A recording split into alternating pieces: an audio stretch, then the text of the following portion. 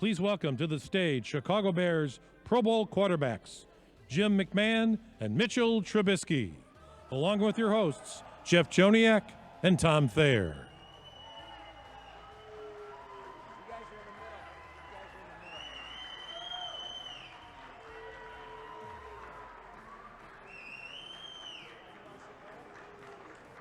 Good morning, everybody. How we doing? Did you make it through the night?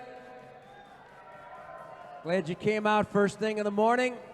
Good to have you here. Our first legacy conversation of the day, and it's going to be a wonderful day. A lot of walk down memory lanes and a lot of insight about all these great players in Bears history.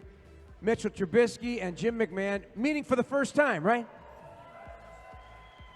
We need to get these guys microphones, though. That's the first order of the business, Big Tom Thayer. Well, a lot of us have not seen Jim at this time in the morning. You know, he was a late arrival to the locker room, but I'm inspired to see him here early this morning. Well, why don't you hand him a mic so he can talk? We need 2 mics up here. Yes. So why don't you hand him a mic until he can get one here. So, Jim, welcome. Welcome. Always good to see you. It's great to be back here in Chicago. I lived here for 28 years, so it's part of my life, a big part of my life. All my kids were raised here, born and raised, and my oldest son still lives here. That was my granddaughter. I don't know if you saw me carting her in here earlier, but great to be back, and looking forward to the rest of the day. Thank you, guys. And Mitch, obviously, you're a Chicago Bears quarterback. You know about Jim McMahon. I do. I know a lot about Jim now. What'd you learn? All kinds of stuff. Swapping good stories last night. Just excited to learn from him and hear everything he's got to say, and just what it takes to play quarterback in the city of Chicago and be successful at it. So it's been nice talking to him and getting to know him and his family. Let's start there. Wait, before we get started, this is to be successful here. You got to start wearing a headband. All right. And some sunglasses. Step 1. Now you're ready to go, kid. There it is. Let's There go. you go. Things will start to change for you now with all that. It's a great question to start, though, because what is it like, Jim, and what you've learned, Mitch, to be the quarterback of the Chicago Bears? Well, for the most part, it's a thankless job because a lot of times all you're doing is handing off to guys like Walter Payton, which is not a bad thing. But I think Mitch is in a good spot because this offense here showcases his talents. And I would have loved to play in an offense like this where you got so many things going on and so many options. But, I think it'd be a lot of fun to play in that offense. You know, Jim, when you came out of college, you had 72 NCAA passing records, and it was great coaching. But so when you came to the NFL, was it like not a step backwards, with all due respect to what the NFL was about then? It was a big step backwards. Big step backwards because I was used to throwing the ball 35, 40 times a game, and it took me about 6 years here to do that. Well, Mitch, for you, was it a big advancement forward when you got a chance to work with Matt Nagy and all the offensive coaches that you have, and the amount of times you threw the ball in college to having a 6-touchdown pass game and the whole continuous development of this offense? Yeah, so my first year, I think I could relate to the offense Jim used to run, just run heavy offense, pound the rock, and then second year, obviously being in the shotgun a lot more, open it up in the pass game, a lot more options out of the shotgun, downfield throws, and you've kind of seen how the offense has evolved from year 1, from year 2 to me, and just been able to get better and improve my game and my skills, and it's going to continue to open up and just continue to evolve. But it's been fun to see, and I really wish I could have watched Jim play in an offense like ours and just tear it up and throw the ball down the field and use that arm. But, you think about, you guys are unique because Jim was drafted before I came to the Bears, and then Mitch drafted in the position you were in. Man, there's a lot of attachment to hope when you guys get drafted by the Chicago Bears in the position you have. Jim, it was a lot of years before there was a successful quarterback, and Mitch, the circumstance here. both of you guys get drafted with all the hope in the world. You know, you're in the NBA, you get drafted first, you may never see the court. Baseball, you get drafted, you may never see the field. You guys are drafted where you're drafted. You bring a lot of hope that's attached to that position. Is that motivating or is that pressure for both you guys? Yeah, I think it's motivating because obviously it's a dream come true to get drafted as high as you do, and then you know you're going to start because they take you that high and you're going to be put in eventually, so you just prepare yourself as much as possible, and then when the opportunity comes, you just try to make the most of it. But it's amazing that I think it gives you a lot of confidence as a player that you see a team that when they pick you that high, that they believe in your abilities, they believe in who you are as a person, and they just want to see you go out there, play your game, and do the best you possibly can. But I think the two things I learned in Chicago is that you just got to play with a lot of confidence, and then you got to have thick skin, and you just got to continue to give it all, improve your game, put your heart into this, into practices, and love the fans, and win games, and they'll love you back. Jim, when you got drafted, you know, you're talking about George Halas and the whole crew that you were drafted by. Yeah, I had to deal with Mr. Halas when I first came here, and I felt like I was lucky because I didn't have a guy like John Elway or Dan Marino to sit behind. I had Bob Avellini and Vince Evans were the QBs when I got here, and so there was pressure not only for me to play, but I put a lot of pressure on myself. I felt that I was a better quarterback even as a rookie. And I think I started the third game that year and pretty much after that. But it took a while. It took a while for them to understand who I was. Coach Dick and I, we fought quite a bit. But I think he finally understood that I was trying to win ball games. I wasn't doing things to make him mad. I mean, you were in those huddle a lot. And he would send in plays that even you knew wouldn't work. So it wasn't me trying to upset him. It was just me trying to win games, and we had different philosophy on how to do that. And I kept telling him, look, we don't need to run into a brick wall all day long. You know, Walter was a hell of a receiver too. We could have used him a lot more out of the backfield, which I wanted to do for years. But we finally started getting into that about 84 and 85, and then things started rolling. When you look at that picture, is that a promotion picture? Because you look like a little kid that's trying on one of those Topps uniforms that you used to buy all in one package. Yeah, it looks like I was a fan just getting a picture right there, doesn't it? Yeah, I was pretty young there, bad haircut and everything, but yeah, that was I didn't know interesting. they had golf carts back then. That's pretty sweet. Well, Mitch probably didn't have a guy when he got drafted tell him that he was too small, that he should go to Canada. That's what Mr. Halas told me. Isn't that the weird part of it, though? Because they bring you in, they show you love, and then they tell you, well, you know, you're not exactly what we'd like you to be at the quarterback position. But, you know, that had to be tough to hear. I couldn't hear a word you just said. All right. I said it had to be pretty tough to hear that, right? Oh yeah, I mean, I was just drafted the 5th player and taken in the first round, and then I get here to Chicago 4 hours later, and I got out of the limo with a beer that kind of caused a stink, but you know, yeah, I waited for Mr. Halas for about an hour, and then I finally got to meet him, and the first thing he said was, "You're too small, you don't see very well, you got a bad arm." He said, "Maybe you should go to Canada." And I said, "Well, why the hell did you draft me, old guy?" You know, I said, "Who's in your scouting department?" And so they were knocking me down from day one. So it wasn't a whole lot of fun in that first meeting. But the history you put together was significant. So what you did, and I think the underrated aspect of you is the fact that you are a winner. Your emotions on the field told that story, right? Oh, this is an emotional game. You got to play the game with a lot of passion, a lot of fire, and I've always had that. You know, when I'm competing, I feel that I'm the best, and I'm gonna prove it to you one way or the other. So, and that's the way I played my whole career. And here's how he did it, ladies and gentlemen, right here, Jim McMahon.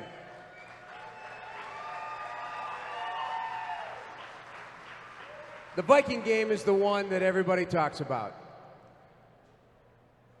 Oh, that's the championship game there, huh? Yeah, that's the NFC Championship against the Rams, obviously. That's when I used to could run. Is that when you got your butt bruise on that? No, that was later in the game. You know, Jim, there are many, many pictures of you with Walter, just the two of you. And you always got your arm around him, you're whispering something. I found a bunch of these during the course of this research. Could you explain your relationship with Walter on the field and off the field? He was a great teammate. You know, he did his job. He never said a word, never said, give me the ball. He told me when my first start, my rookie year, I changed a play early in the game that it wasn't in the game plan that week, but it's a play that you run 1,000 times in training camp. You should know the play. Because I got up there, it was I think it was 3rd and 9, and everybody knows we're going to run sweep with Walter on 3rd and long. So they had 9 guys on this side of the field. And I changed it to a simple off tackle play to the other side. And my left guard grabbed me after the play and said, "You got any more surprises for me? This isn't even in the game plan." I said, "Well, just keep your ears open because I'm not running into a brick wall." And Walter grabbed me right after that. He said, "Keep doing what you're doing." He said, "You're making us better." And he goes, "I don't want to run into that either." So I guess he wasn't used to guys, you know, changing plays and rather than run into a brick wall, run the other way. It's not that difficult. Mitch, do all quarterbacks have that urge a little bit? Or maybe you're not there yet. Yeah, I don't think I'm there yet. I'm not going to change Coach Nagy's plays. He calls pretty good plays, and Coach Nagy thinks exactly like I think me and Jim do. You think like a quarterback. If there's 9 guys on the left side, you don't run the ball over there. You go where the defense is not. You take what the defenses give you, where it's open. You check it down. Take your shots when you can, but take what the defense gives you and try to keep them off balance and keep them guessing. Mitch, in the highlight you just saw of McMahon in the Super Bowl, the first play to start the second half, Jim came into the huddle and said, "Look, you guys, if you show me a good run fake, this is going to be a big play." And you saw the result. It was a big play to Willie Gault. Now you go to the line of scrimmage, you got more than one play called. Is that predictability happen for you, or is it more predictability according to what the defense shows you?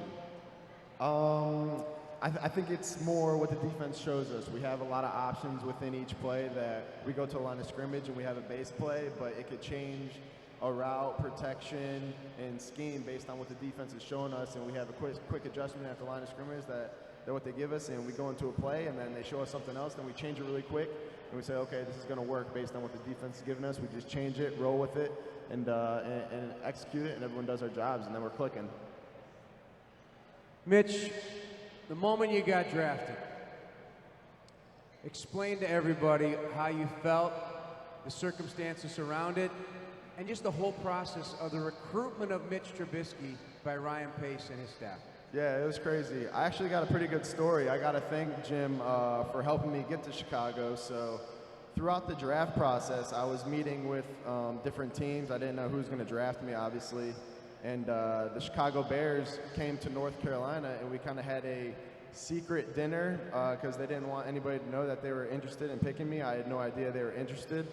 So we go out to dinner with the coaches, Ryan Pace, and the staff, and I made a dinner reservation at one of the nice restaurants in Chapel Hill, and I made the reservation under James McMahon, the last Super Bowl quarterback for Chicago Bears. And so I think Ryan Pace and the staff, they really liked that. I know I did, and oh, Coach Ditka, what's up? How you doing? You should have let Jim throw the ball more. And Damn so, right. Yeah, I had to thank Jim for that, and that was one of the cool stories that I got, that I used his name as a reservation, and it just so happened I get to play for the same franchise that he did. And I just know when I got picked, the draft was in Philadelphia, and it was kind of a whirlwind because the team forgot to call me. And I just heard my name, Roger Goodell said my name, it was on stage, and it was just, I knew it was a dream come true, and I really knew I was in the right spot, and Chicago has really been home since that moment. Yeah.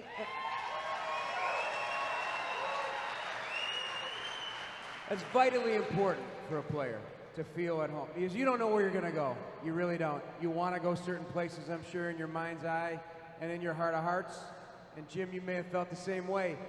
But it has to feel right for you to thrive. And as we said last night, you came in at a time when they needed a new coat of paint. It's a brand new transition. It's a ground floor, and you're building from there. Yeah, absolutely. You come into an organization, and me coming out of college, I only had one mindset that we were going to win. I didn't know when, but I knew at one point we were going to be successful. We were going to thrive being here in Chicago, playing for the Bears. And that was in my mind, that was the only option. And at first it wasn't happening. We were struggling a little bit, going through some adversity, and you know that's going to happen, but you just have that mindset that this adversity, these losing games, it's not going to last. Hard work, dedication, and perseverance are the things that get you through that. And a year later, we flipped the script and we start winning games. Had a pretty good season, and we're just trying to build off that going forward. But you just got to continue to have that mindset that you're going to come in here and thrive and get the Chicago Bears organization back to where it needs to be, and that's winning football games. I've said this many times, Jim and Tom. Mitch last year, and I always refer to this, but he did an interview with a gentleman before the season, before training camp started, and he basically set the tone for the entire season. It was a very convicted, passionate explanation of what he envisions for the Chicago Bears. He didn't say it was going to happen in 2018, but it certainly was a big step in that direction with a 12-win season and a playoffs. But he sees that picture right there. I found this picture to be quite revealing because it's the Super Bowl trophy that those two guys helped win, and it's like you're peering into the future there.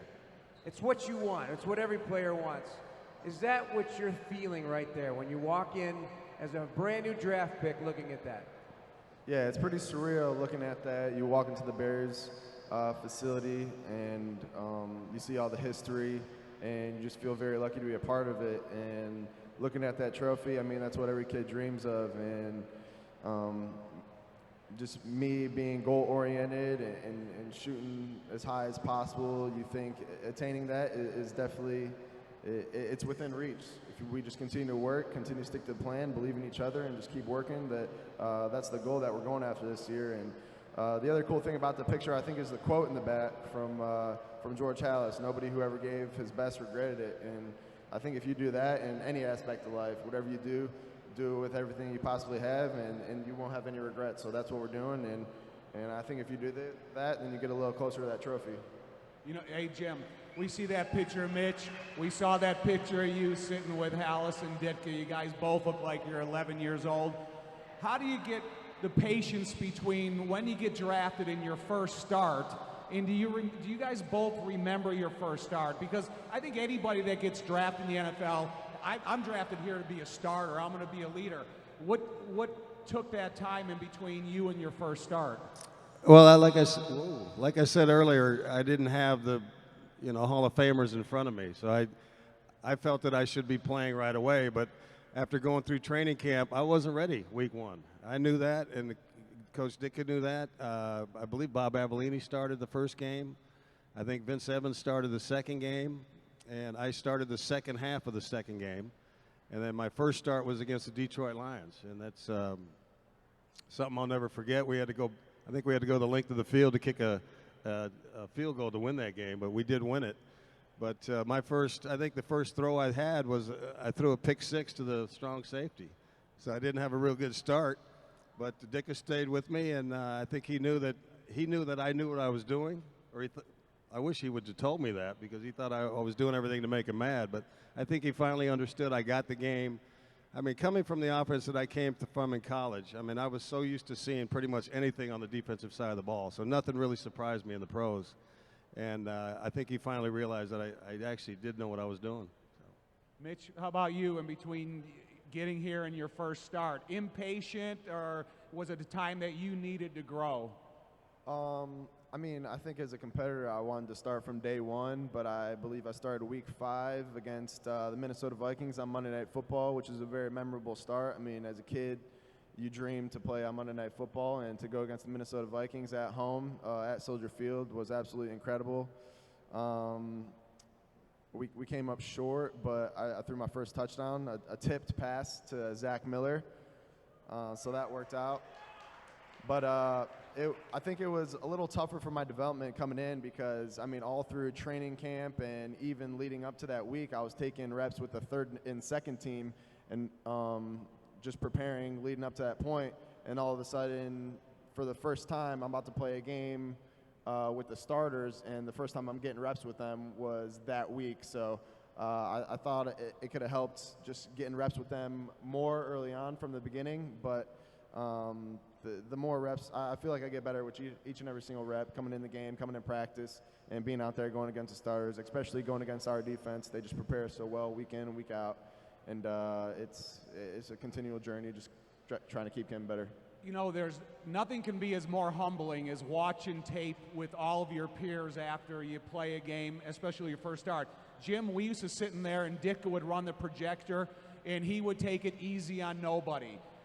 How was Ditka to you in that film session, and how, and I'm going to ask Mitch you the same thing, how was that first film session after being the quarterback and with your peers? How was it for you, Jim? Well, as you know, it was always pretty volatile, so I don't really remember the first couple of sessions. I remember the sound of the projector used to make, because we could sleep during that. It'd make a lot of noise, but now they have this videotape, everything's quiet, you can't sleep anymore. So you actually hear them yelling at you, but I don't really remember. I know he got on me a couple of times for certain things, but for the most part, he didn't really jump my butt in the film sessions. Yeah, no one's safe in meetings. Nobody's sleeping, and it's at first you're watching film as a quarterback and you're just listening to what coach says, but after year one, after year two, now being in this offense, I know exactly what everyone's supposed to do. I'm able to be more vocal, tell the receivers what I'm looking for, how I want them to run their routes, and where they need to be within the timing. And it really just helps get everyone on the same page that I'm able to coach them, but at the same time also take criticism from coach. And I want him to coach me hard. If I do something wrong, I want him to call me out in front of the group, make sure they know that I messed up or I did it right, or make sure that they messed up or when they did it right. So it's just constant communication, and there's no hard feelings in the film room. We're all here for one goal, and that's to get better. So if coach is talking to you, you listen, correct it, you write your note, you make sure you're taking notes throughout the whole time, writing things down and getting better. And we got a lot of brilliant coaches, and they're not just coaches, they're really good teachers. So they know how to say things in a way that hits everyone's brain.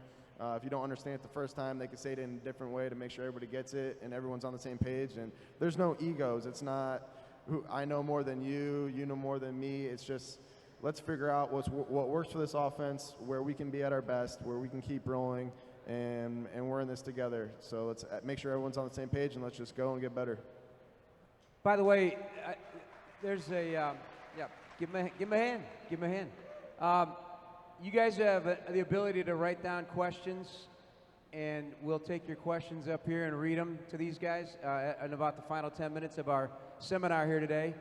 And I hope you're enjoying the conversation, and we're going to have a whole day of it here at our event. And check out this entire facility. It's wrought with Bears history in the building, and a great venue to have this event. So we appreciate you guys being here today.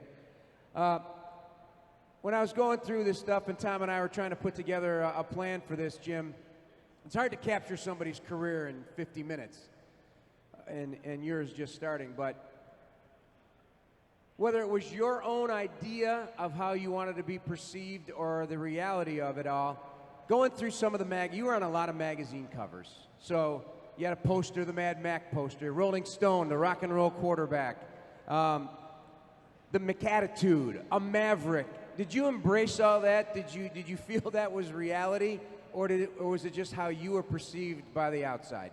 I didn't make up any. I didn't make up the Punky QB lyrics. I didn't make up a lot of the things that I saw in the media. I did stuff to make myself laugh and to make my teammates laugh and to have a good time, because you go through these things. You get to work at 8 in the morning every day. You get home at 6. So you're with these guys all day long, and a lot of it's boring. So you got to try to have a little bit of fun, and that's what I try to do. Whether they took that out of I'm being a Maverick or I'm being a crazy whatever, I didn't care. It wasn't going to affect my on the field play, and that's what I told these guys. I said, you can do whatever, act however you want, but on Sunday you got to play. And if you do that, everything else fades away. Here's But the you end know what, though? One thing, it did spill over to us because us as our offensive line, we all got Adidas shoe contracts. We all got Honda scooters for a good price. And we all got a lot of Revo sunglasses, all because of the popularity that Jim created for those companies. He was able to spill it over to the teammates. So it was never a one-man show.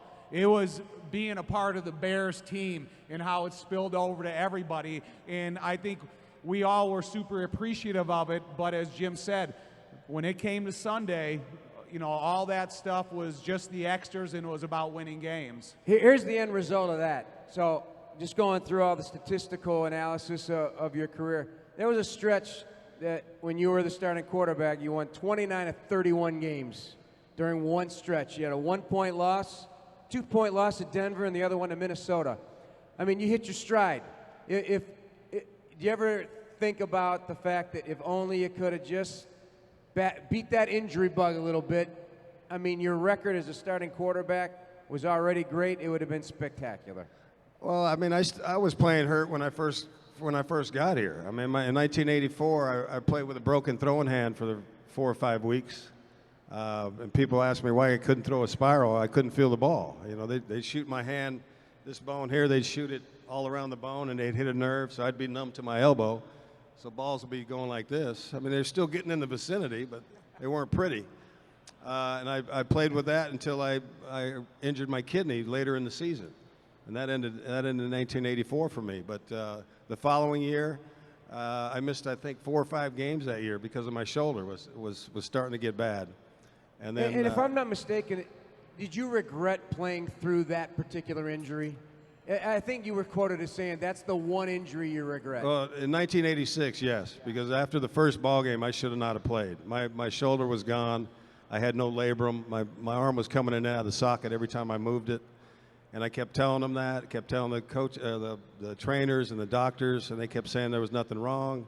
So I kept trying to play with it. You know, they kept shooting it every week, and once it's numb, you know, you never know where the hell the ball is going to go. But I won the 6 starts that I had that year, but I should have never been playing. That's the one I really regret. But I kept trying, and the following year I missed the first half of the season. I was still recovering from my shoulder surgery. My arm, they told me it would take me 2 years to play again. I was playing in 10 months. So the rehab was 3 times a day, and to try to get this thing back into shape was tough. I mean, every time I'd throw a ball, if I was trying to if I'd look at you and throw the ball would go that way. So I had to retrain all the muscles and everything, and it was tough, but I wouldn't have played after that. Maybe that would have, I could have stayed here my whole career after that, because I kept getting questioned, not only from Ditka, but some other teammates had mentioned some things, and I'm like, and here I just played 3 years with a broken hand, and I was actually playing 2 minutes with a torn kidney. So why they were questioning whether or not I was hurt was beyond me. Well, I think maybe that starts from Mitch. Do you know why Jim wears sunglasses? He had an injury to his eye when he was younger. He stuck himself in the eye with a turkey fork when he was a kid. And was it your brother that said, hey, don't say anything to Mom, else she's going to be mad at us? No, I said don't say anything to Mom. Yeah, it was after school one day, and my brothers and I were playing Cowboys and Indians. We didn't have Xbox and all that back in the day. So I had a gun holster tied to my knee, and I couldn't get the knot out. So I went and got a fork, and I was sitting there with the fork like this and went boom. And that just proves the hand's quicker than the eye, because 2 prongs went dead center and just kind of shredded my eyeball. And I pulled it out right away, and it hurt like hell, believe me. But I'm sitting there whimpering. I went and cleaned the fork so my mom wouldn't get mad. And I told her about 2 hours later what happened, and she freaked out. And we only had 1 car at the time. My dad was at work, so I sat there probably about 6 hours before I went to the hospital. And then I got there later that evening. The doctor wanted to operate right away because it tore my eye, and he said, no, can't do it, because I had just eaten something, and they're not going to pump a 6-year-old's stomach to do an operation. So I had to wait till the morning. I just remember my dad all night talking to the doctor, saying, just please save his eye. He didn't want me to have a glass eye. So, my whole career, this was my blind side. I didn't see anything over here. I could see this guy behind me, but not right here. And but I learned. I grew up with it. Yeah, how'd you do that? I learned from it. I mean, this happened when I was 6. I grew up not, having good depth perception or being able to see from this side, but it's just something I learned to deal with and never really considered it a handicap. All right, let's throw some Mitch Trubisky highlights on the screen and see what this young man has done in a very short period of time. I mean, the growth comes every day, so that's expected, right, for you. But if you could just kind of capture what 18 did for you. Yeah, 18, he's a heck of a player. I mean, the one thing that pops out. No. Oh, the 18 season, my bad. 18, Taylor Gabriel. Shout out Taylor Gabriel. More specific questions would help. 2018, it was incredible. I mean, obviously you have getting Coach Nagy and the staff he brought, the new offense, just learning so much from them. But it really started with just like an attitude and a mindset that we were going to turn it around and we were going to win games. It started in the locker room. It really started out at practice, just our mindset. We were going to compete every day, and it didn't matter who lined up against us. We were going to give them our best, and we were going to come out victorious. And learned a lot about defenses, just how different they defend our offense. We got a lot of different weapons on the outside now, so it's really hard to just key on one guy when you got so much talent around you. And if everyone continue to spread the ball around, I think we're going to be really tough offense to stop. But for me, and I know I think Jim will agree, the most important guys in the offense are the offensive line, the center, the guys up front. They help take care of the quarterback, keep the guys off us, and open up holes in the run game and give us time to throw the ball. So, I mean, if there's a clean pocket, we're going to find someone open, and we're going to put it in the right spot. And if they create holes, that just keeps the defense honest in the pass game as well. So it all starts up front, and we're just a really tight-knit group, and I think that's what's going to separate us from everyone else, is how tight we are as teammates. It didn't get lost on me when you were at the White Sox game the other day with the whole offensive line out there, throwing out the first pitch. You hung with them. Your relationship with the offensive line was legendary. They loved you. You loved them. Is that critical? Is that critical to have that symbiotic relationship off the field as well as on the field? Well, I think it is. I think they'll understand you better. We did our things every Thursday night. We go out, and it was whoever's turn to buy. They'd pick the restaurant, and then it just started out basically just the old lineman and myself. And by the end of the year, we've had probably 30 guys at dinner on Thursday night because they heard how much fun we were having. And Ditka heard about it too, so Friday morning practice was always pretty tough. You know, one thing, Jim's relationship with the offensive line. So after we get our uniform on, we'd all go in the back, and then we'd tighten up our sleeves and put them away. So one day Jim comes before a game, he goes, "Hey, do that to me."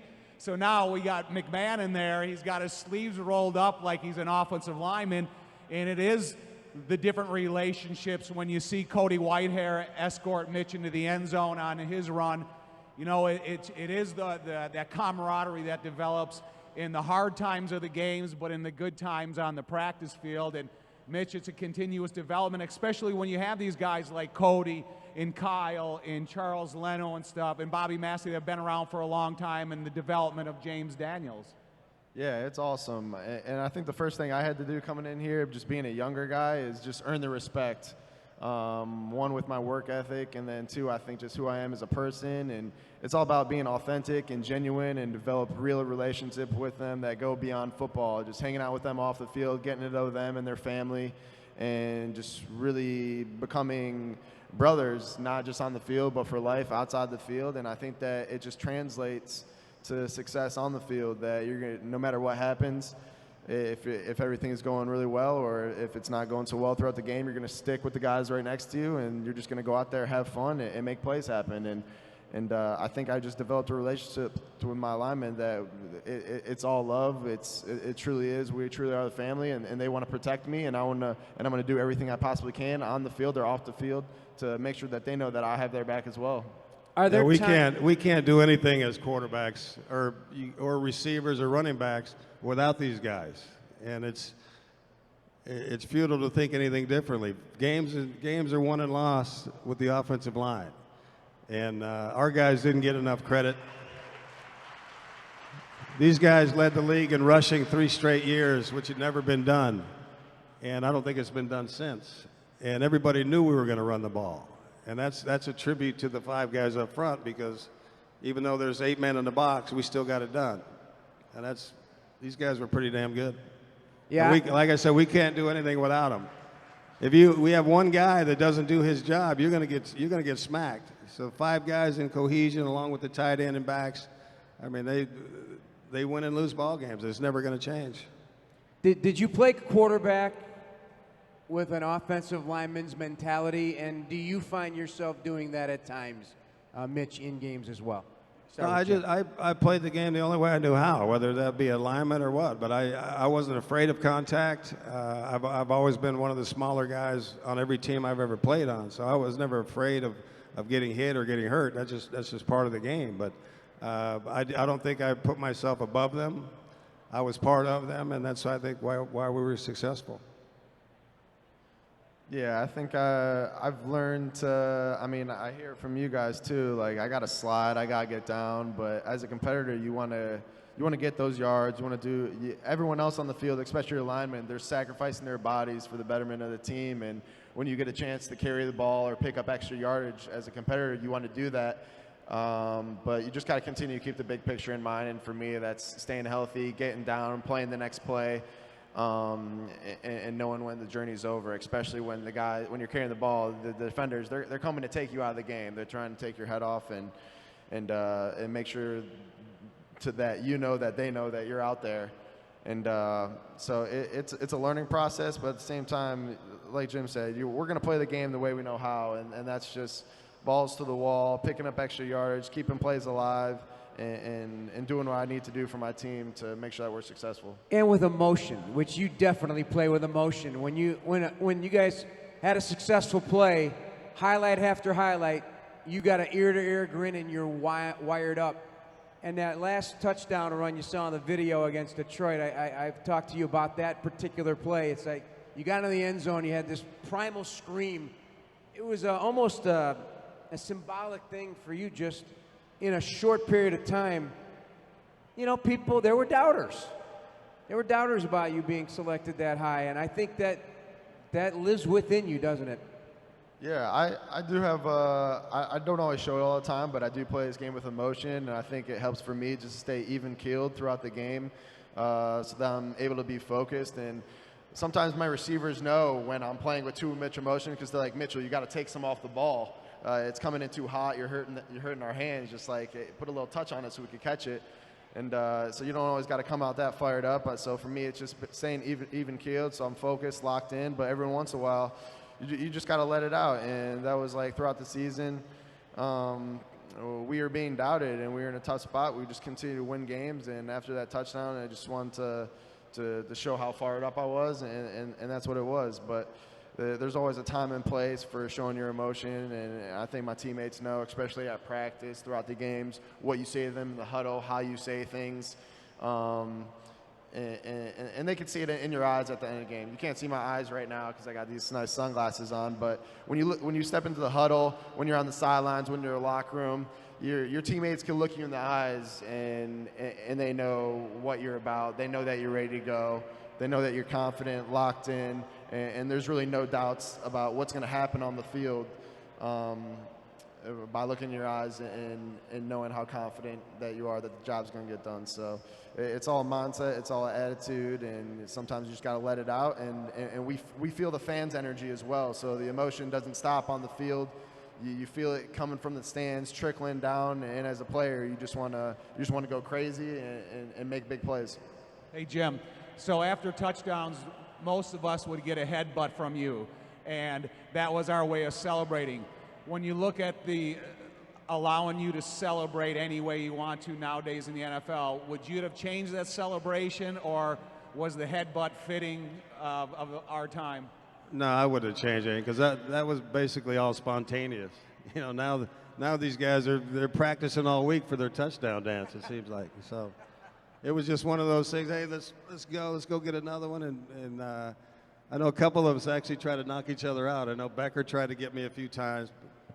I remember I headbutted you one time and you didn't have your chin strap on and your helmet came down and hit the top of your nose and it was kind of something, okay, I got to make sure that the quarterback You got to always be strapped up after you score, that's for sure. Tell us a story. How you feel about this man? Oh, man. I could tell you the funniest story, the first time I ever snapped the ball to Jim was an unbelievable. So I literally drive from the USFL game on a Saturday night straight through to Platteville, Wisconsin on a Monday morning. And so back then the rookies and the quarterbacks would come in a week early for camp. And I thought I was going to play center. And so I come out to practice, full pads, and I got a waist belt on. It's called a fat belt at the time. And so, but I didn't have any shorts. Tom's a sweater. I'm a sweater. I'm a sweater. So I get down, and I'm going to snap the ball. And so I snap the ball, but it hits my sweat. And as It splattered everywhere. It was not good. it splattered all throughout Jim's face. And he threw the ball down, and he goes, "Do you have shorts on?" And I go, "No, Mr. McMahon." And he goes, Ray Early was our equipment manager at the time. And he goes, "Ray, get over here. Get him some shorts, put them on, and don't ever come out like that again." Yeah. So that was my first experience of My really, hands stunk for a week after that, too. So, and I was just there for a week because Jay was not in camp yet. And so everybody, you know, Jay had just come off of a Pro Bowl season and he was a center, but I was just trying to figure out what my role was going to be on this team. But I will never forget that as long as I live. It never happened again. I don't think I ever wore that belt out to practice again. And, you know, it kind of understood the relationship that the center better have with the quarterback. You have anything like that? Any stories with your offensive line in your early days here as an NFL player? No, thank God my centers aren't big sweaters, so that's kind of. I got a better one than the Tommy story. I was playing for the Chargers in 1989 after I left Chicago, and this one game I get a rookie center, and he's also on the kickoff return team. So we get the opening kickoff. I think we get the ball about the 20-yard line. I go into the huddle. And we didn't have the shotgun formation in San Diego. The coach didn't believe in the shotgun. So the center grabbed me and he says, "Hey, if your hand starts to smell, it's because I just crapped my pants." True story, folks. True story. So I burned a timeout before the game starts. I called timeout. I'm walking over the sideline, and Coach Henning, the head coach, he's all over, "What are you doing?" I said, "This is exactly why we need the shotgun." I said, "Your boy just crapped his pants, and I'm not sticking my hand in there until he cleans it out." So he had to leave the game for a little while and freshen up. And but that's how centers will do you sometimes. You got to watch out for that. Yeah, my hand did stink for a month after that game. I think we were 80-something% in shotgun last year, so which was like third in the league. So I was pretty happy about that. I'd imagine, indeed. I think another underrated quality that you had, that you would have actually thrived in this era of football as well, and in this system, is your mobility. You were mobile, you were athletic. Let's show one of the great catches you're going to see by a quarterback in the National Football League. You remember this one, Big Jim? It'll be coming up here. Is this the highlight toss 29 throwback? Toss 29 throwback. Here we go. Break it down. Pay attention. I make a good block at the end. Tom wipes out two guys here. Attaboy, Tommy. This is one of the greatest catches of all time. Look at that catch. What a beauty. Oh, I made it look harder than it was. Look how small Jim looks next to Van Horn. That is, that's the biggest human I've ever seen. And this is a true story. Keith Van Horn was so big that I never stood next to him for the national anthem because I didn't want the guy across the line looking at me going, "Man, look how small that guy is." And, he's, 6'7" and a half, and you put his helmet on, he's up to 6'9". So, you look at Keith put his arms around Jim, like makes a little him look kid. tiny. Mitch, put your reporter's hat on, or just your inquisitive self. do you have any questions for Jim McMahon? Yeah, I got a question. I think for me growing up, my favorite player was Walter Payton, and the first ever book I read in elementary school was a biography on the life of Walter Payton. So I just want to know if you have any. What was it like playing with him, and what was your favorite characteristic about Walter? Walter was a great teammate, but I mean, he was, like I said earlier, he never said give me the ball, was never a selfish player. He always did his job, and he did it professionally. When he got in the end zone, he just flipped the ball to the referee. There was never any, dancing around or nothing like that. He was just a true professional, and one of the biggest pranksters we've ever had on the team. I mean, he was always lighting the M80s, and he'd put them on a tape, and he'd tape it to the Hallis Hall racquetball court. You had to walk by the racquetball court on your way out to practice, and those things would be blazing up for about 2 or 3 minutes. He'd already be out of practice, and as guys were walking out, you'd hear this big boom. It scared the hell out of everybody. And Hey, you got to tell him about in the Miami Dolphins game when Walter had the streak of eight or 900-yard games, and this is the only game we lost, Mitch. yeah, so we're playing Miami at Monday night, and Mike decides I'm not going to play that night for some reason. I missed, I guess, one day of practice that week. So he said, "You're not playing." I'm like, "Okay, we're having fun in Miami. I don't really care. We're already in the playoffs. We're 12-0. We're already got home field advantage sewn up." So my job that night was to make sure Walter got his 100 yards. I was keeping track, kind of in my head, how many yards he had. And about 6 minutes to go in the game, Mike decides to put me in. We're down 14 points, and I get in the huddle and I said, "Look, boys, we're already in the playoffs." I said, "This game doesn't mean a damn thing." I said, "Let's get this man the record that he deserves." And to a man, they said, "Yeah, let's do it." So Ditka had given me a running play. So when I got up to the line of scrimmage, he knew I didn't call the running play. He's already mad. And I give it to Walter. He busts in there for like 15 yards because they're rushing 3, dropping 8. So I forgot we had one timeout left though. So he burns a timeout. I have to go talk to him now, and he's all in my face. And I said, "Look, we have nothing in our pass game that gets us that many yards for number one." And I said, "Number two," I said, "Walter only needs about 10 yards for his record right now." And he had no clue what I was talking about. He was so mad at me. And it finally kicked in. He goes, "Oh, yeah, okay, we're gonna get him his record, but first we're gonna do this." So he gives me another pass play. I go in the huddle, I said, "Boys, this shit's really gonna hit the fan now." But I said, "We're running this thing again." And they said, "Let's do it." So I come up to the line, I look over now, and now he knows I didn't call that play. So he threw his clipboard, and he went to throw his headset, but his headset stuck to his waist, so it kind of bounced off and hit him back in the chest.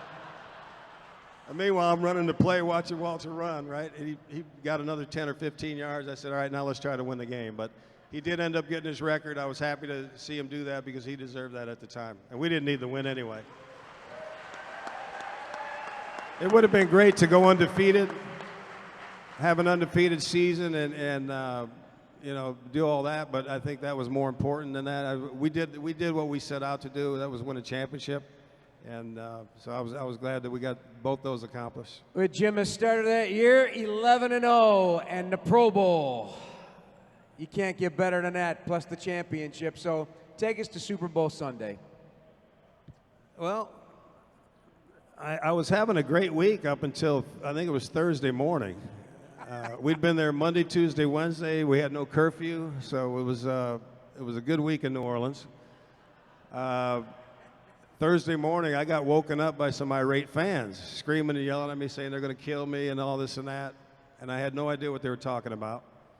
I go down to the team breakfast that morning.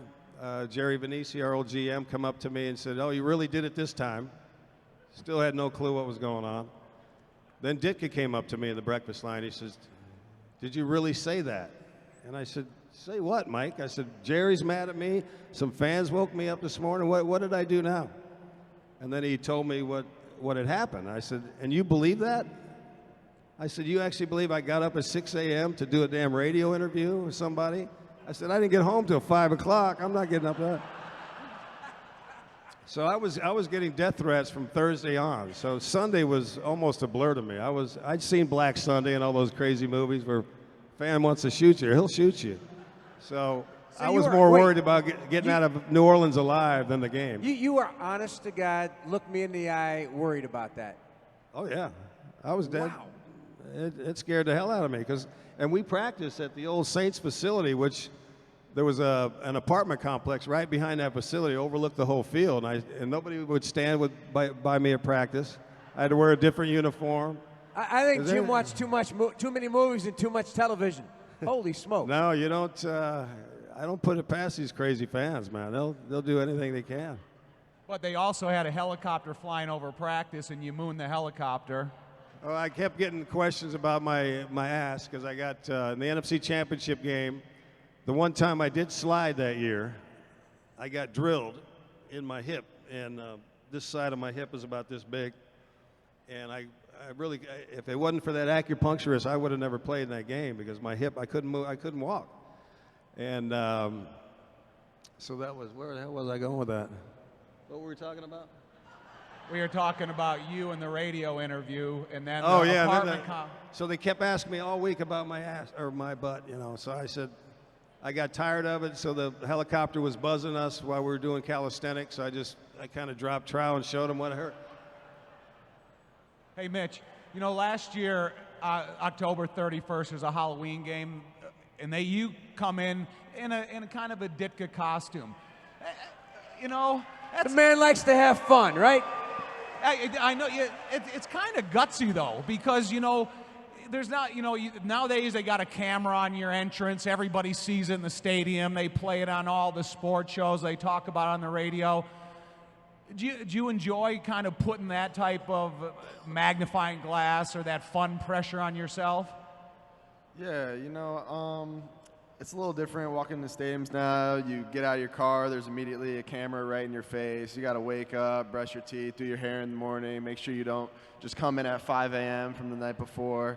But this was just one of those things that it was Halloween. I wanted to do something fun. I mean, the rich history of the Bears, everyone knows the iconic Mike Ditka sweater and the sweater vest, and I had everything but the sweater vest. So I asked our equipment manager, Tony Medlin, if he had anything in the back, and he picked out this sweater for me, and I just threw it all together.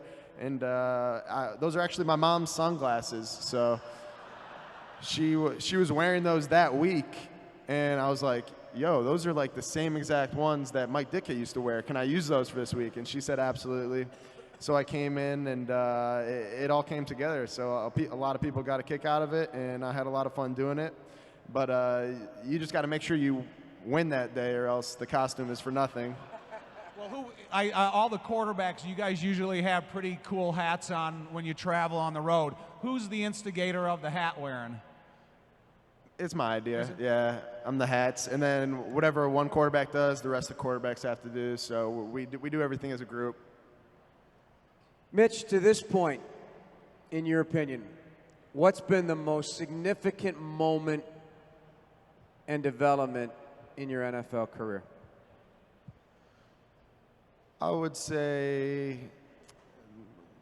there's really, it's hard to pinpoint one moment.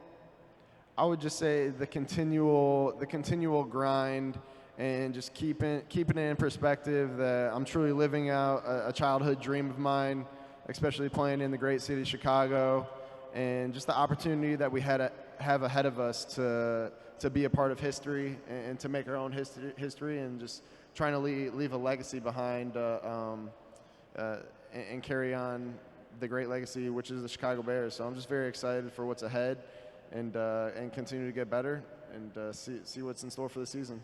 Let me pull a quote from Mitch last year before the season began. He was asked by this reporter that I referred to earlier, imagining the 2018 Bears sweeping the city the way the 85 Bears did, Trubisky rubs his chin.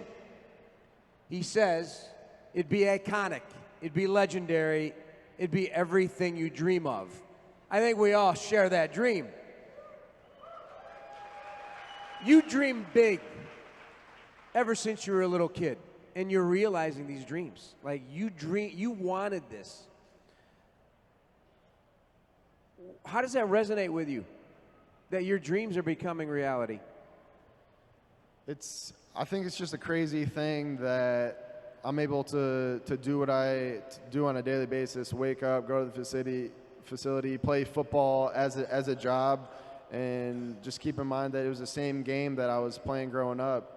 It's a dream come true, and you just got to make sure every day that you're making the most of the opportunity, which I think I am. Just continue to get better, have fun. It is a game, and continue to respect and love the game because it's given me so much, and it's really a privilege to play in Chicago, to continue to play this game.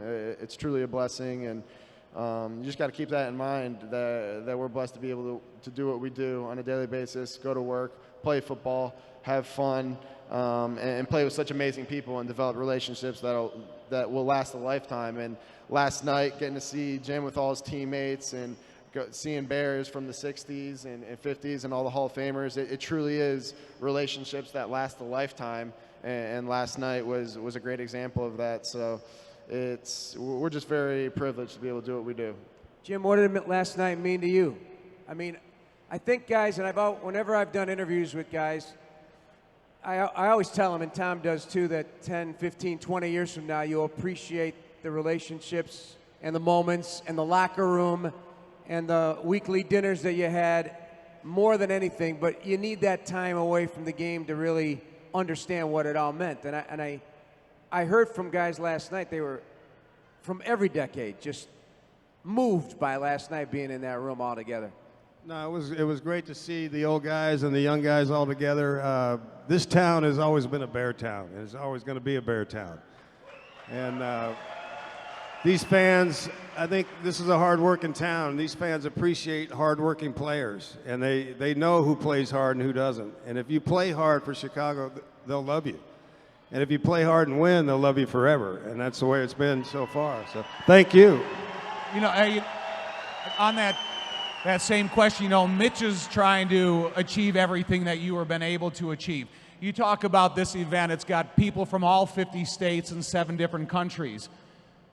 Jim, every time they refer to you as the Super Bowl winning quarterback of the '85 Bears. Does that carry you around the country, and like, is that what people want to talk about first in your life? That and the Super Bowl shuffle, that just won't go away. You know, that's the thing. I don't know what it is about that damn song, but everybody kind of, you know, we did that to feed the homeless on Thanksgiving and Christmas. That was our idea when all that started, but then it just took on a life of its own. But you know, this city's been great. Like I said, I lived here for 28 years. I love the fans here. I love coming back, especially this time of year where it's not freezing. And my oldest son still lives here in town, so it's always special to come back here and be a part of this team and our guys. I mean, it was just like we had just left the locker room the other day. I mean, the stories that come around and the friendships, that's the thing that we miss, is just hanging out with each other. All right, we only have 2 minutes to go, but I got to bring this up because you have really dedicated yourself to being there for the military. And you were in Iraq a few years back. Tell us that story because I only recently heard about it. What an incredible experience for you. Oh, to see what's going on in war over there was amazing. All the good things that was happening over there never got reported here. All the infrastructure that we provided. You know, I was there when they hung Saddam. They wouldn't let us go to the hanging, but we were pretty close.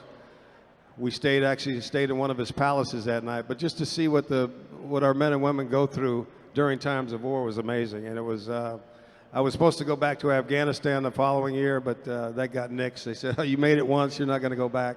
But it was an incredible experience. I've always got to do a lot of great stuff with the military, and it's just, without the sacrifices that they made, we couldn't be sitting up here doing what we do. So I appreciate them, and I'll continue to do that work. Any final thoughts, Tom?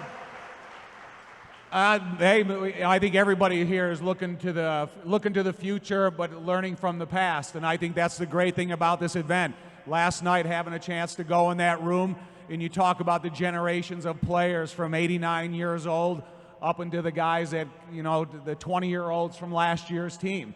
It's just been a great opportunity for us to learn new stuff about the Bears. And in preparation for this event, and all the different stuff you're able to learn about the history of Chicago Bears, about, you know, one thing that the word that always comes up about the Bears and George Halas is toughness. And I think you go back and you look at every one of those guys that have made their name with the Bears, it's because they are tough people. 3 tough guys right up here as well. Thank you so much, Jim McMahon. Thank you guys for coming out. Go Bears. Mitchell Trubisky, Bears quarterbacks. Give them a nice hand, everybody. Coming up next, we're going to talk to the Hall of Fame middle linebackers.